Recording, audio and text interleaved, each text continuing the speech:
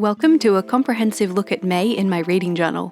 We've got statistics to update, we've got trackers both yearly and monthly to update, we've got the Goober Readathon to keep track of too, and we're going to make a review page for every single book that I read this month. If you like the look of any of the stationery I'm using in this video, I will link to as many things as I can in the description. There's a chance I'll run out of characters, so if I haven't linked to something and you want to know what it is, you can just ask. Hi, I'm Erin, thanks for clicking on my video. Let's talk books! Let's start with updating some of the yearly trackers right at the beginning of this journal. We're going to start out with the one that's just a list of every book that I have read so far this year with a number next to it, so it's easy for me to fill out my goals page as well. We're going to completely fill this page in this video and have to start on the next one, which makes me think maybe I haven't left quite enough room for all of the books I'm going to read this year, given that it isn't halfway through the year yet, but I'm halfway through the page, so that's something I'll have to consider for my next reading journal. I actually made this one a Dutch door because I thought that would give me enough space. Last year I ended up adding this kind of extra flap of paper that acted like a Dutch door, like I'd cut paper away, but actually I just sneakily glued it in, so you can see there what I mean, but we might fill that up, we'll have to see.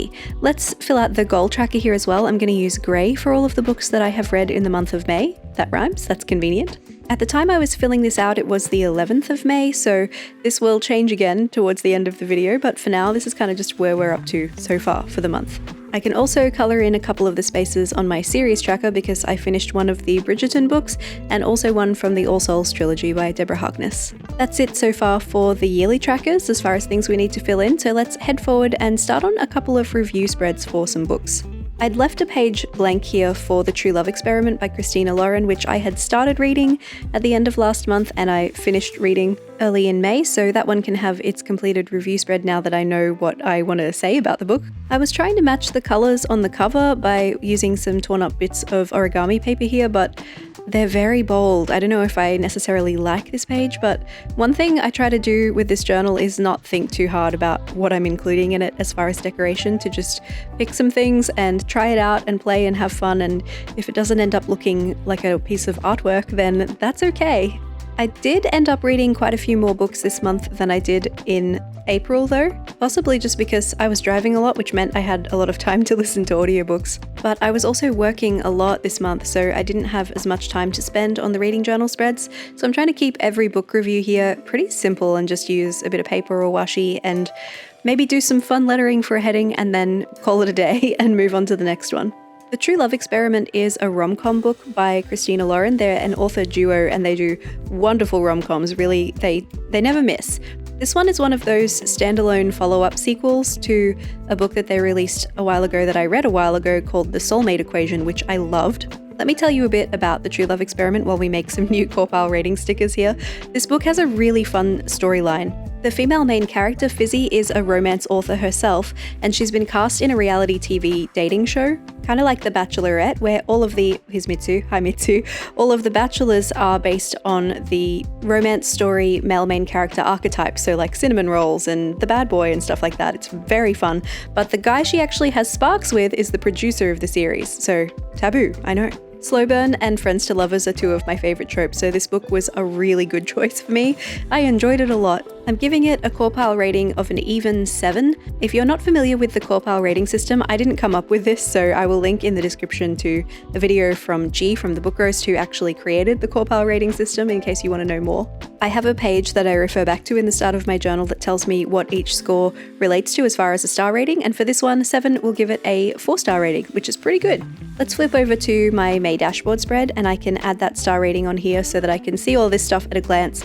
I like to have the Caraval ratings here too so I can see what my top rated book for the month was really easily. And I'm just going to grab some pens that kind of go with the transfer stickers I used for this setup, and I'm going to use those ones to mark out the progress sections on my little calendar here. This is just how long it took me to read each book, and no, there's not really anything useful that I get out of this information, but man, it looks cool at the end of the month. I really like doing it.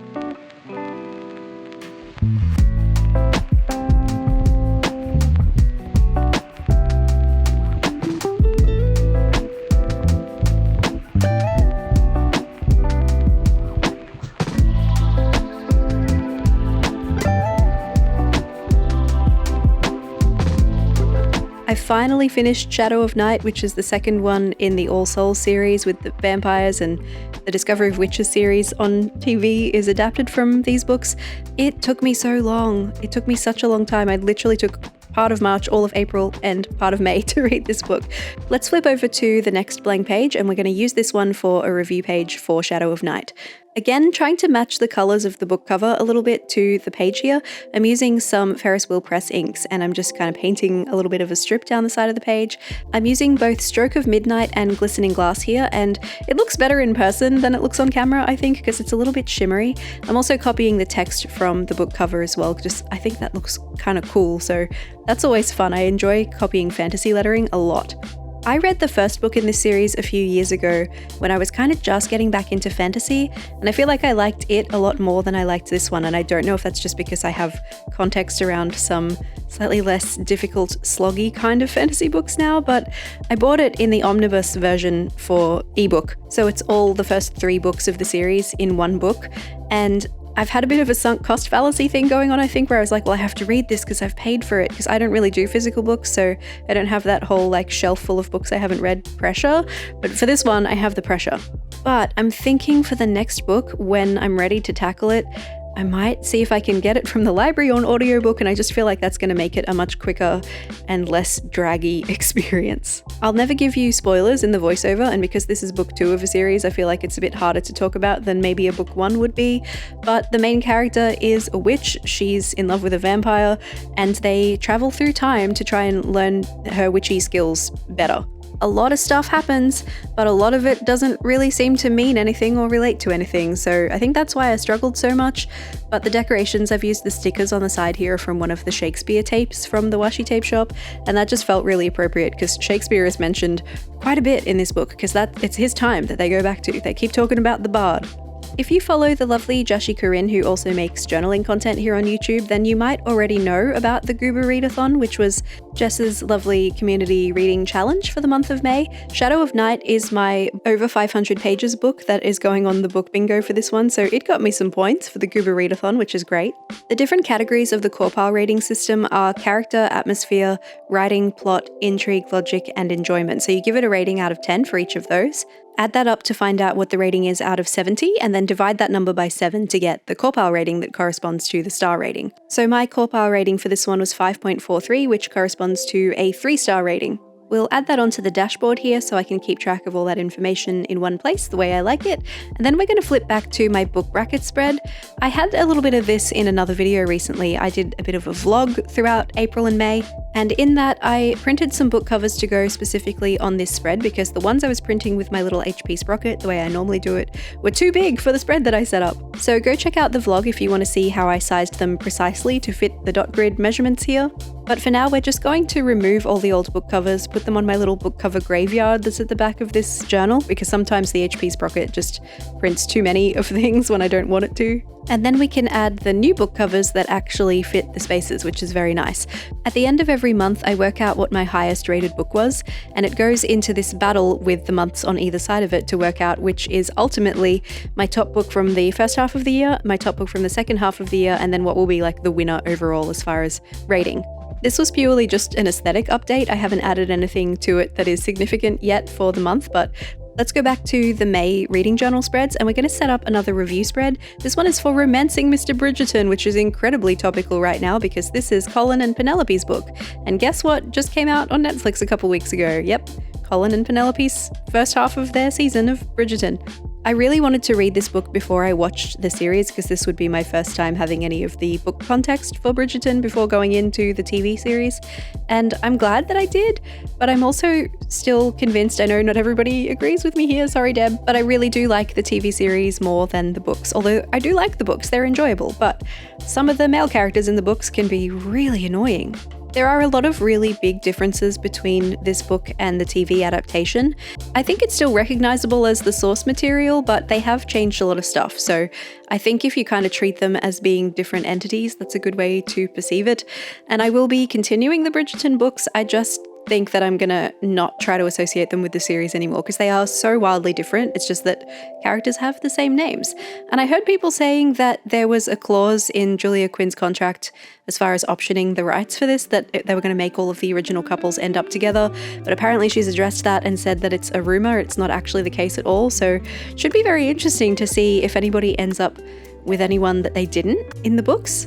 Yes, I did basically watch the first half of the new season the day it came out. I couldn't help myself. And I was very excited to see a maypole included in one of the episodes, which is really fun for me because I do quite a bit of maypole dancing as a hobby, which is very niche, isn't it? But made me happy to see, although the children weren't doing a very good job dancing with the maypole. There was no tension on those ribbons at all. Really excited to see what they do with the rest of the season. Can't wait to see it. And I've given this one a Caraval score of 6.71, which works out to 3 3/4 stars. As much as I was really annoyed with Colin at times, I did quite enjoy this book.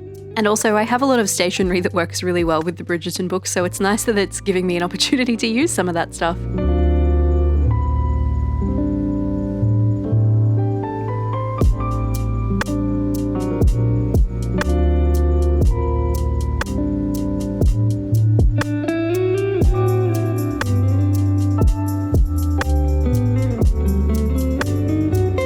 Let's time travel now to much later in May and add some extra stuff to my dashboard spread here.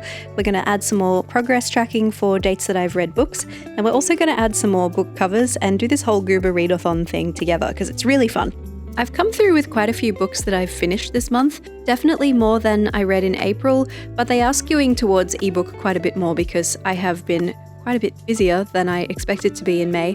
And also, I don't know if you've noticed, but I've been posting videos to this here YouTube channel twice a week, which means I've basically taken all of the free time that I would usually use for reading, and I've been making videos with it instead. So it's kind of a trade-off, but I have been really enjoying making the extra videos because I feel like it's given me a chance to get some more of myself onto the channel and infuse some of my personality into some other videos like the vlog that I mentioned before. So it's a trade-off that I'm willing to continue making, at least for now.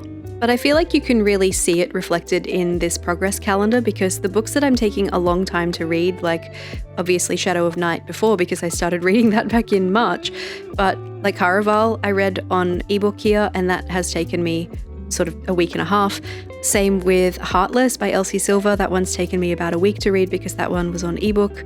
The ones that are sort of more like 3 or 4 days, those are the ones that I did on audiobook because I can just get through them faster that way. So that's how I've ended up with as many books as I have this month because I listened to a lot of audiobooks while driving and while setting up journal things. I did a lot of mystery journal setting up this month. That said, when I set up this May progress page, this dashboard page, I wasn't, I think, expecting to read as much as I did in the end because I haven't left myself a lot of room for more book covers with the star rating under. I'm really having to make a lot of use of this space down the bottom here. I'm not going to run out, it's going to work out okay, but you can kind of tell I'm squeezing them in there. Let's flip back to all of the books in the year list and add the extra ones now. We're adding Caraval here. I can't believe how well I'm doing as far as my reading goal. My goal is 100 books for the year and I'm on track, and I think Storygraph says I'm 2 books ahead of the goal, so pretty happy with that.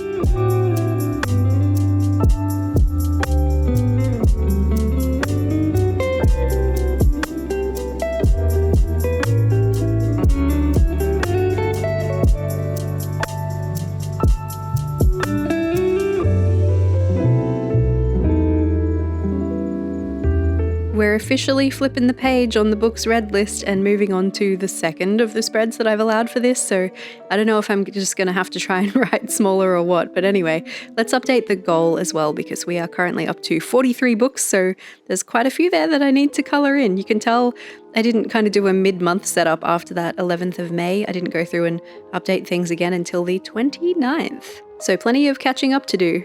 Here's a review page I've been really looking forward to making. This one is for Caraval by Stephanie Garber. I've mentioned this book in a couple of videos, and you know what? I think I'd built it up in my head a bit too much maybe because I messed up my library loan the first time and I didn't actually get to read it, so I was like, no, Caraval, come back, and then I had to borrow it again and it worked this time and I finally got to read it. I picked this book because of the beautiful typography on the cover, and I already was thinking, wow, that looks gorgeous, that is such a good cover, and then I saw someone on TikTok saying that it was one of the books that they wished they could read for the first time again, and I was like, all right, you sold me, let's go. It was okay. I haven't read a lot of books like it. I think it's quite original. It never bored me. I was never like, oh, come on, let's go. There was always something going on, you know, but some of the characters I was like, Donatella, the main character's sister, sucks. She really sucks. I hate her so much. And so much of the book is about like serving her. And I'm like, why are we doing this? Why are we doing, I don't know. As always, when there is a romance subplot like this one, I get very invested, so I was fully on board for that. And I mentioned I was really looking forward to making this reading journal spread, mostly because I wanted to imitate the lettering from the cover. I love those flourishes with like the fantasy style kind of lettering, but then I tried to erase my pencil lines and smudged it, so that's not ideal, which is actually why I'm jumping back in with blue and adding a little drop shadow here, because I thought that might help to hide some of the smudging. It doesn't show up so much on camera, but it does in real life, and I was sad, but that's alright, it's not the end of the world. I love that I'm telling you things about the characters I didn't like without giving you any context about the story at all, in case you haven't read it. So Caraval is kind of a traveling circus type of situation, except it's a big show that you can participate in and compete in, or you can just watch, and it goes for several days, and it gets quite dangerous. Our main character is a young woman named Scarlett, who grew up listening to her grandmother's very glamorized stories of having been to Caraval in her youth and how it was the most wonderful experience of her life. And so, of course, Scarlett wants to have that experience for herself, and she thinks it's going to be amazing, and she gets there and finds out maybe it's not quite what she thought it was going to be. We'll get to adding the rating stuff onto the page in a minute, but I think it's interesting that I'm kind of over here going, it was okay, because this is coming out as one of my highest rated books for the month at 3 3/4 stars. I actually don't think I have a standout book for this month. I don't think there was anything that I really was completely blown away by and kind of had to keep reading, so I guess everything kind of ended up a bit average. Not bad by any means, but you know. But there were a couple of quotes about fate that really resonated with me from this book, so I'm adding those to my page here. At the top I've got "Fate meant that nothing she did mattered," which I think is quite like dark, but sort of true. Especially when you combine it with the quote I've put at the bottom, which says, "Scarlett was not fond of fate. She liked to believe if she were good, good things would happen. Fate left her feeling powerless and hopeless and with an overall feeling of lessness." That's kind of how I've always felt about the concept of fate, or having like a preordained life that you're just like going with the flow and everything's decided for you. So those really stuck with me, those ones. I much prefer the idea that maybe we have some control over our own destinies and that the choices that we make mean something. Anyway, 6.57 on the Caraval rating system, which means it is 3 3/4 stars. We'll copy that onto the dashboard spread here. And then we're going to do some book bingo with the Goober Readathon squares over on the right side there, because this book I was like, well, I read it for the cover, and that's one of the Goober Readathon items there that we can colour in. So let's assign these to the books that I've read this month. The way this bingo works, you know how bingo works, so you'll probably be just fine with that idea, but also Jess has assigned a different points value to each one of these, and if you add your points up, you can work out what level of Goober Readathon you have reached, so of course I wanted to do that. So I've had a look at Jess's system and assigned colours to kind of correspond to hers, so I know how many points are associated with each one of these, and once I've got all those colours on, we can work out what the other books should be getting points for too. So all the grey ones get 1 point, all the green ones get 2 points, and all the pink ones get 3 points. I've got 1 point already for Caraval being picked for the cover. One of them was a 3-word title. I was gonna give that to Shadow of Night. I will realise that over 500 pages is a better option for that one. To be honest, I haven't checked the rules and I didn't read all of that book in this month, so I don't know if it technically counts, but this is just for fun, so like, let's not worry about it. Let's say that it does. I've read 2 Christina Lauren books this month, which means I actually have 2 that were with multiple authors, but we'll just use one of them. On the Jellicoe Road won an award. I had a feeling it did, and I had to look that up, so we can do the won an award one there. Every time I colour one of those in, I'm just also adding it to my tally, so I know that I've done it. Book Buddy approved. That's Heartless by Elsie Silver. That was approved by my friend Rachel, who is well and truly my book buddy. The Cat Who Caught a Killer was our book club read for the month of May for the Page Majors, which is my very own book club. We'll talk more about that later on. And this is where I realised Shadow of Night had more than 500 pages. I had to check. So I thought, well, let's get 3 points for that one instead of 2. Let's change that one around. And we'll do the 3-word title for a different book. We did The Bride Test instead. Because I'm just retroactively applying the Goober Readathon things to the books that I've read anyway, I don't have a bingo line because I haven't used it as my inspiration, but I'm okay with that. It's still fun. Let's go set up a review spread for On the Jellicoe Road now, which was my book that won an award in the Goober Readathon, not like I wrote it and it got an award. I have not written a book, and if I had, I'm sure it wouldn't have any awards. Technically, this one could also be like Book Buddy approved because I read this one on the recommendation of my friend Brooke. But I also knew I was in for a good time because the author, Melina Marchetta, is a very iconic Australian author, and I read one of her books last year, and I read one of her books in school, and she's wonderful. Much like her other books that I've read in the past, Looking for Alibrandi and Saving Francesca, which is in my reading journal setups from last year, On the Jellicoe Road centres around Australian teenagers who are kind of in their final years of school. The main character, Taylor, is somewhat troubled, although she's troubled in the sense that she doesn't really have a family and she's trying to make her way in the world. She's attending a rural boarding school, and this school has a war going on with some neighbouring schools and like the local army cadets. And it's a war that was kind of started by generations before. Somewhat in jest, they were all actually friends, but these rules have been passed down through the generations, and these school kids are still kind of upholding these rules without really knowing where they came from. And they're all like, but can't we just be friends? But no, we can't be friends. But like, can't we just be friends?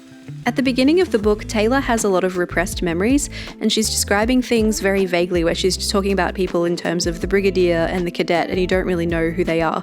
But you find these things out as the story goes on, and it just gets more and more engaging and intriguing and emotional, and it's wonderful and it's beautiful. 4 stars from me. 7.57 on the Caraval score rating system for me for this one, which at the moment makes it my top rated book so far this month. Whether that will change or not in the last couple of days of the month, we'll have to see.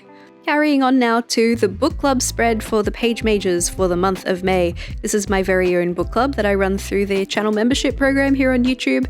My page majors channel members, which is the highest level of membership subscription that you can access, we have a little book club together and we run it through my private Discord server. You can only access it if you are a member. If you'd like some more information, there's a QR code on the screen at the moment, or I'll pop a link in the description where you can find the join info as well. The Cat Who Caught a Killer by L.T. Shearer was our book for the month of May. It was chosen by the lovely Pam. This one, we've already had our chat about it in the Discord. We have a little phone call video chat to discuss the book every month, and we've already had that one for this one, and the consensus is this book is not great. Sorry, it's such a great premise. A cat that can talk, that catches murderers, like what a great idea, and it gave me a great excuse to use some cat stickers, although they do not match the cat in the book. He's a calico, and I only had like void kitties and tuxedo cat stickers, but that's okay. The thing that made this book not great was all of the subtle ways that the author seemed to be shoving their political agendas on you. It sort of seemed like they had some things to say, and they didn't do it through the characters. They kind of just like threw it in your face. Actually, I said subtle, didn't I? Subtle's not the word here. All of the really overt ways that they throw their agendas in your face. But you know what? The cat was kind of cool. He did have some slightly pick-me tendencies, but he was a cat, so you can kind of understand that for a cat in a way.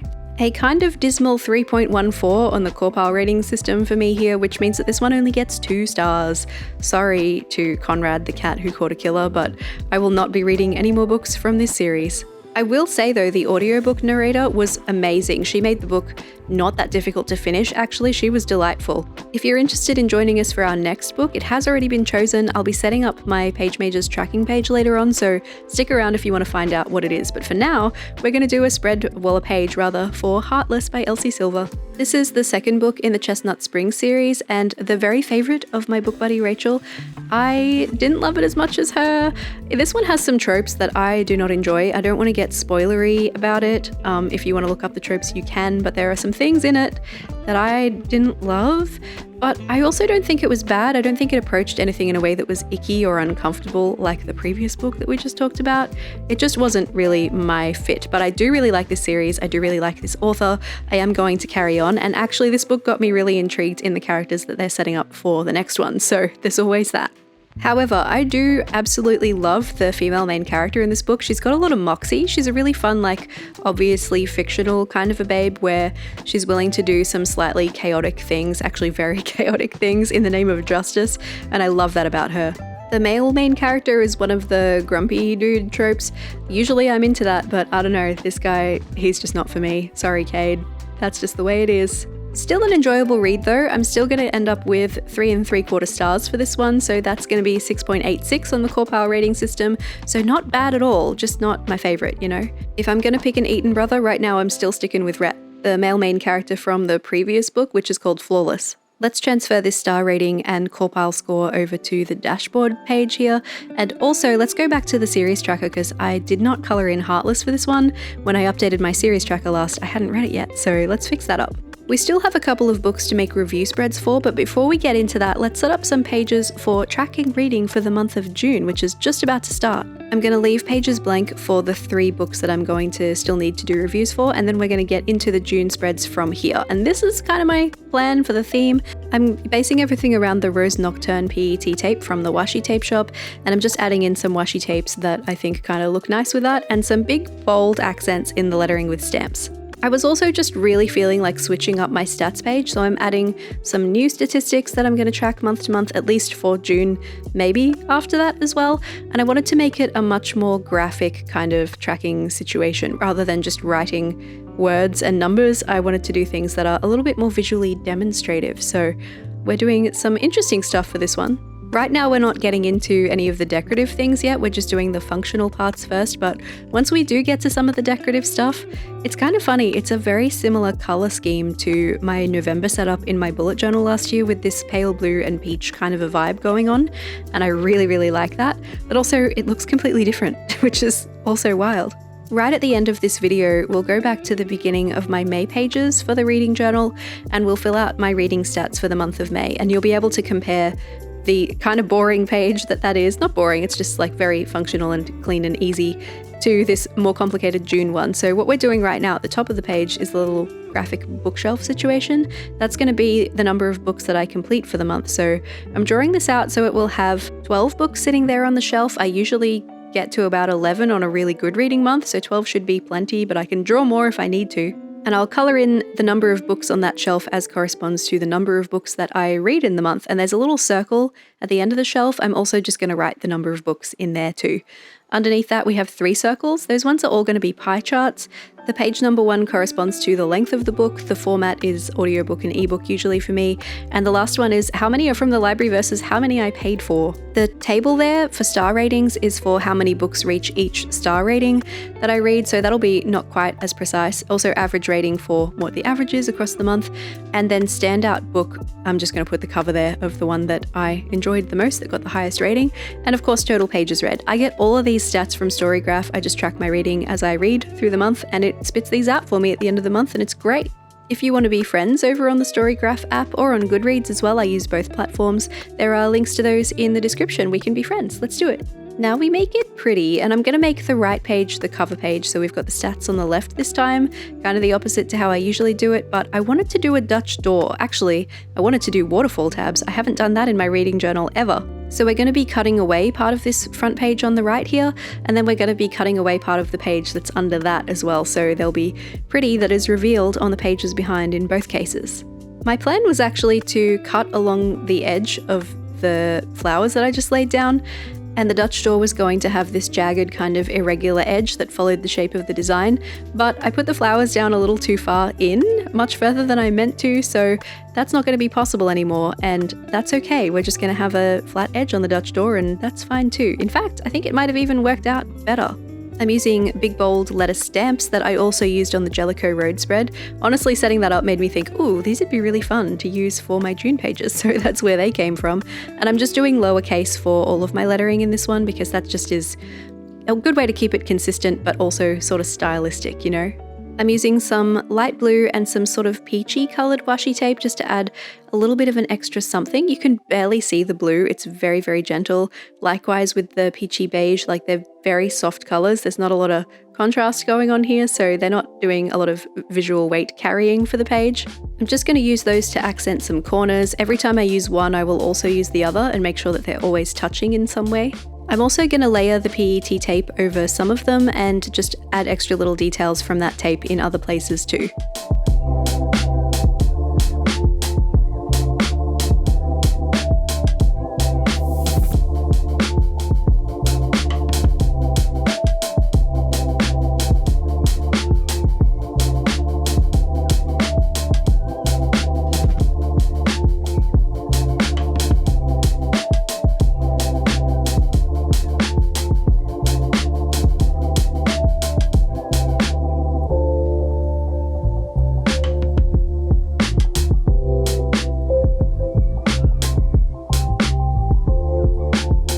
Now let's chop off some page edges, and my favorite way to do this is to use a craft knife and a metal ruler. Make sure you've got something under the page so you're not damaging the pages underneath it in your book. I'm using a cutting mat so I can press really hard, but just a piece of cardboard or something would also work. And if you don't have a craft knife and a metal ruler, yeah, you can do this with scissors, absolutely, or one of those straight edge cutting guillotine type tools. I have one of those, but I don't think it'll fit a B5 page, so I'm sticking with my ruler and my craft knife for this one. We're also going to do the page that's underneath, so I'm just cutting off a bit less this time than I did on the previous, so that when I lay all these pages down, they'll show the one that's underneath. I'm using this washi tape that's from London Gifties to line the right side of the page that I just cut down a little bit, so when I put the other page on top of it, you can kind of see it peek through, and isn't that pretty? And I want it to be consistent, so we're going to line the other side as well, just so that the cutting edges have kind of like a border, a column situation going on. And in between those two columns of washi tape, we're going to have the dashboard spread for June. I'm not going to stretch my calendar all the way over both pages this time. I just kind of want extra room because I felt like I was running out. I was getting pretty smushy on the previous one, although there's no Goober Readathon to fit for June, so I probably could have spread it out. It would have been okay. But then I did remove paper from the page as well, so the page is now smaller, so maybe it's for the best. Maybe it was a good idea to make it smaller anyway. This is the calendar where I'll track the reading progress. Any books that I read will put the little strip of colour so that we know what's going where. And I've added a little row at the top this time that I'm colouring in alternating peachy and blue, and that's where I'm going to put the number for each day of the month. So the first is a Saturday in June, so we're starting up there on the Saturday, Sunday, and then the numbers continue on from there. Not sure that was the best idea to have those coloured in, given that we'll be adding a lot more colour to this calendar later on, but it's done now, so we'll just roll with it.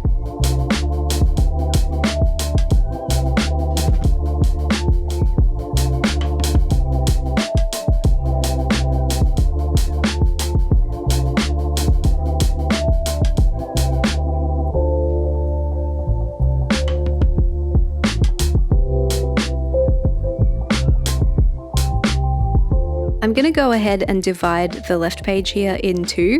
So the top half of that page is going to be for my maybe next, which is what I call my to be read, my TBR section. I don't like calling it that, so I call it maybe next instead, because then I feel like I can change my mind. And underneath that, the bottom half of the page is just going to be anything that I didn't have on my TBR that I end up reading in the month of June. And we will go ahead and populate that with some stuff about the books that I might read as well later on, but I like you to see it all set up in blank first so that maybe you can imagine your own stuff in there and see what you think.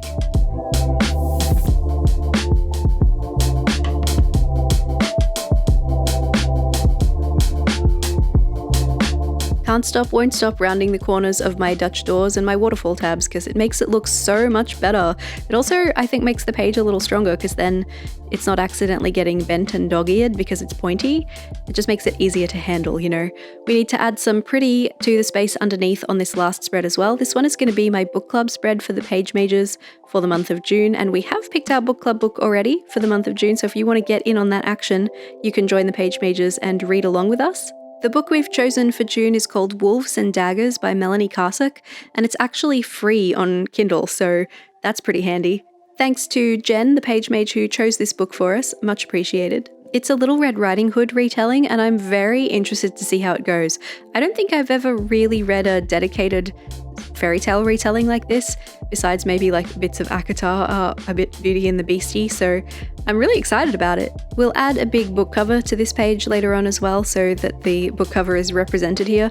Doesn't really go with my theme so much. It is blue, but it's not like pale pastel pretty, slightly grey blue, it's like dark blue, like navy blue, so that's okay. I don't necessarily need it to match. I just like giving the page majors a little book club moment here where it's like part of the theme, you know, because it's part of the ship, part of the crew, part of the page majors. Also, these clear stamps get me every time. I keep grabbing the Q when I want the P, or the B when I want the D. I do it a lot. I seem to be okay with the wooden stamps, the little ones, but with these clear ones, I still don't quite have the hang of the backwards letter. That's okay. Because I stick a lot of stuff into my reading journal, and the HP Sprocket paper is actually kind of thick, and sometimes I use thicker scrapbook paper too if I just feel like it fits the vibe. This journal is starting to get kind of chunky. I'm just past halfway through, so when I'm stamping, it's not the smoothest, flattest of surfaces. As you'll see with the majors here, when I take it away, the middle three letters have left some of the ink on the stamps, but I have a solution. Because of the whole clear stamps, clear stamping block thing, you can kind of line up your letters again. I put a piece of foam behind the page, and look at that, because it's a little bit squishy, it's got some give now. I was able to line it up and stamp it, and it just looks like it worked the first time. How good. Someone recommended this method to me when I was using my beautiful antique letterpress letters back at the beginning of my first bullet journal for the year. They were like not stamping very evenly, and someone said put some foam behind it, and I tried it and it was great. So to you who recommended that to me, thank you, you have changed my life. This is what the June pages look like, all set up and not populated, but let's add some book covers because I feel like that's really fun. I'm currently reading The Ashes and the Star-Cursed King, which is the second book in the Crowns of Nyaxia series, but I'm not very far in, so I know I'm not going to be finishing it in May, so it's going in the June pages for sure. I have The Final Gambit, which is another one of the Inheritance Games series, already borrowed to read on audiobook, so that one's probably going to be my next read when I finish my current audiobook. Wolves and Daggers is getting a nice big full HP Sprocket print sized cover here, and I'm going to stick the Corpal rating sticker down too so that it's ready to go when I'm ready to fill this out. I also, for some reason on the Page Majors page, like to have little stats at the top here, just like who chose the book, what format I read it in, the star rating, and the dates that I read it in get their own little spot, whereas I just kind of smush those wherever on my other pages and it's fine. Usually I save the book club book until kind of halfway through the month to read, but because this one I'm going to be reading on ebook, probably going to have to start this one sooner rather than later. And here are some more book covers for some more books. Sometimes I'll just print a second one of things that I already have on this page because I know I'll need it when I eventually do the review page. I want to read I Kissed Chara Wheeler. I feel like now's the time, you know, we're going into Pride Month. I've loved previous books by Casey McQuiston, so I'm looking forward to that one. The Literary Ladies, which is my other book club with some real life friends book pick for the month of June, is The Seven Husbands of Evelyn Hugo, which I have been meaning to read forever. And I've also got A Tempest of Tea here, which someone recommended me recently, and then I started seeing it everywhere, so I have that on hold through the library, but at the moment it says I won't have it until July 10. Hopefully that's not the case, so I've put it in the maybe next just in case my hold doesn't come through. It's usually early, but you know, we won't know until it happens. Heading back into the March review pages now, this one is going to be for The Bride Test by Helen Huang. This is another one of those standalone but technically second in a series, but you don't need to have read the first book to enjoy it kind of books.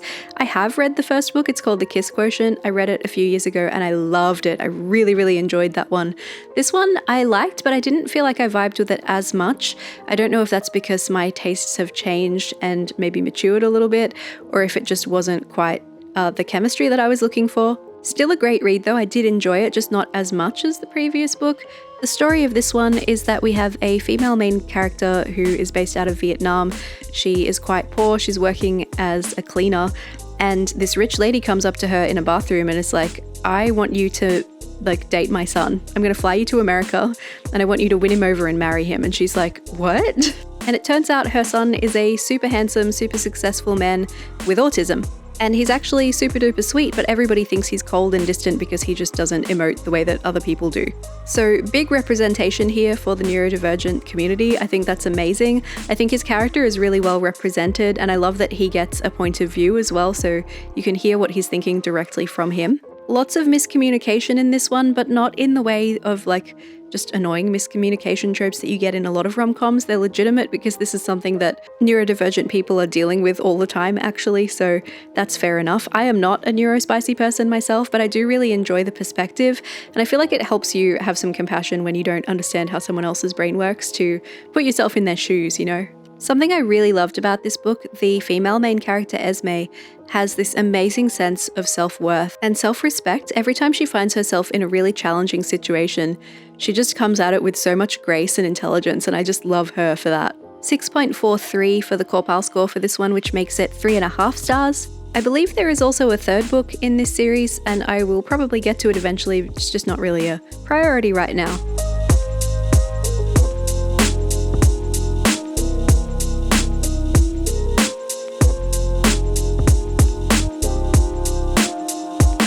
Another rom-com here, this one's The Unhoneymooners, also by Christina Lauren, who already had a book feature this month. I guess I just haven't been in the headspace for the brain power that you need for the world building of a fantasy story. I just haven't really been cooking like that this month. I also didn't really have stationery that I felt corresponded with this one very well. Actually, it's kind of funny, there's a toucan on the cover of this book, and I was like, this is it, isn't it? This is the perfect opportunity to use that Hornbill's PET tape from the Washi tape shop that I featured in a haul video recently and was like, I don't know when I'm ever going to use this. This is the opportunity. And then do you know what? I couldn't find it. Of course I couldn't. To be fair, there aren't any toucans in the story that I can remember, but the two main characters do go to Hawaii together, so I guess it's just like a tropical vibe and that's why it's on the cover. I don't know. Plot lines here. This one's kind of an enemies to friends to lovers sort of a story. Single point of view, this one. Our main character Olive is a twin and her twin sister is getting married, but every single person who attends their wedding, except for Olive, our female main character who is the maid of honor, and the best man, which is Ethan, the brother of the groom, get food poisoning, including the bride and groom. This renders them so sick that they can't go on their honeymoon, so they get their maid of honor and their best man to fraudulently go on the honeymoon in their place because it was a prize, it was won, it's not refundable. Except that Olive and Ethan hate each other, so this is going to be a fun time because not only do they have to go together, they have to pretend to be the newlyweds.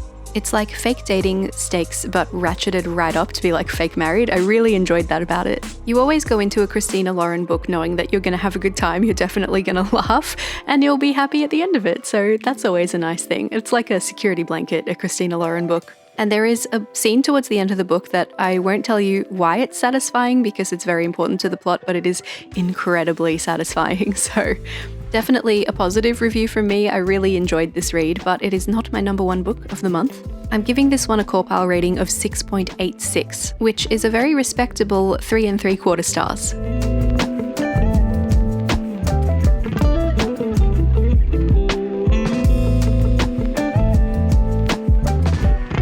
I managed to sneak in one more book right at the end of the month here, and that is Stardust by Neil Gaiman. I did manage to finish it. I finished it right on the very last day of the month, which is still the day that this video is going up. And for the Goober Readathon, this one is counting as my TBR veteran because I bought the paperback of this book in an airport in 2010, and I only just read the audiobook version now, so definitely a TBR veteran there. I'm also adding another line here on the progress calendar for The Ashes and the Star-Cursed King, which is a book that I started but haven't got very far into. At this moment, I'm still only like 6% in because I haven't had time to read ebooks, and it is one I am reading on ebook because Kindle Unlimited. Let's go ahead and set up a spread for Stardust. Well, a page for Stardust. I'm not really doing double page spreads unless I've miscounted my pages in some way. I wanted to mix this one up a little bit and make it have some center-weighted decoration, partly just because I got sick of doing the same decoration kind of style for each page, and also because it helps to balance out the bulk of the book when you are changing up where you put things on the page. I used this really fun map washi tape that is from JOURNALSAY, and I'm using some leftover sticker paper to letter the heading for this one, just a little small version with a Tombow Fudenosuke in grey.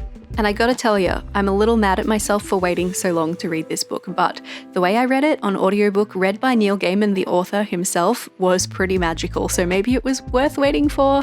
I love the movie, I've seen it so many times. I knew it was based on a Neil Gaiman book and I have followed him. Although I've never actually read any of his work, I've followed him for a really long time. This book is magical. It's cozy, even though there is some stuff that happens in it that is quite dark or adult in some ways. It's pretty short, so it's very easy to read. It really is. Actually, in the foreword, Neil said himself that he believes this to be like a fairy tale for adults, written now, if that makes sense. And it really is that. I'm adding a quote at the bottom here in the same pen that I used for the heading, and it says, "A philosopher once asked, are we human because we gaze at the stars, or do we gaze at them because we are human? Pointless, really. Do the stars gaze back? Now that's a question." This quiet achiever little TBR veteran of mine is actually going to come out on top as my favorite book that I read this month. It's magical. I don't know what else to tell you. It's magical. This did for me, I think, what Legends and Lattes does for a lot of people, and didn't quite hit for me. And also, again, this is one of those situations where the movie is a pretty faithful adaptation of the book, and the movie is also fantastic. So now I just want to go watch the movie 100 times as well. Maybe read this again. I'm giving it 7.86 as a core pile rating, which is going to make it 4 1/4 stars.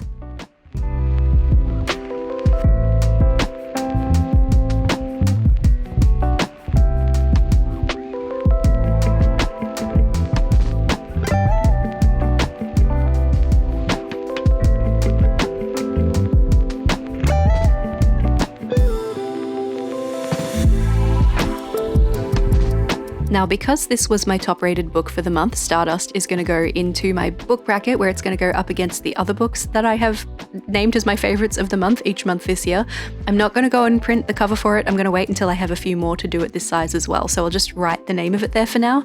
Now let's flip back to the beginning of the May setup and fill out my reading stats for the month. I've come in at a solid 10 books completed, 3,209 pages in total, and my average star rating was 3.53 for the month, which I guess is kind of an average. Didn't have a lot of books that I really loved this month, but I also didn't really have a lot that I didn't love either. I'm at 70% audiobook and 30% digital or ebook. I'm kind of missing my Kindle a little bit. I hope I have a bit more time to read with my eyeballs next month. As far as genres, we've got romance in the top spot, zero surprise to anyone. 7 of the books I read were categorized as romance, 4 contemporary, historical, of course 3, because Bridgerton, that had to happen. I've got 3 fantasy, young adult, I've got 2, and mystery, I have 2 as well. And then I was surprised by thriller with 1 there. I looked it up, it was Shadow of Night. I wasn't sure where that fell in there. I also wanted to know where I ranked as far as the Goober Readathon, because there was like a point system that related to a tier level.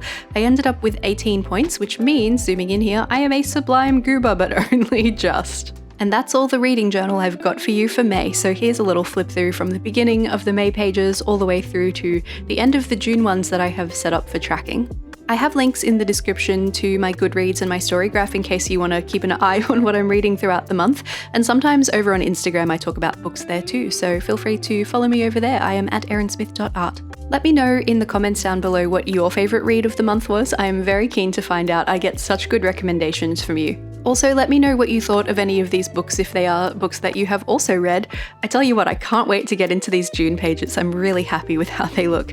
Might be having to do waterfall tab Dutch doors on all of my reading journal setups from now on. If you'd like to keep watching some reading journal stuff with me, I'll pop a link on the right side of the screen here to a video I made showing you everything I read in April, and underneath that is a playlist of all my reading journal stuff in case you want to hang out some more.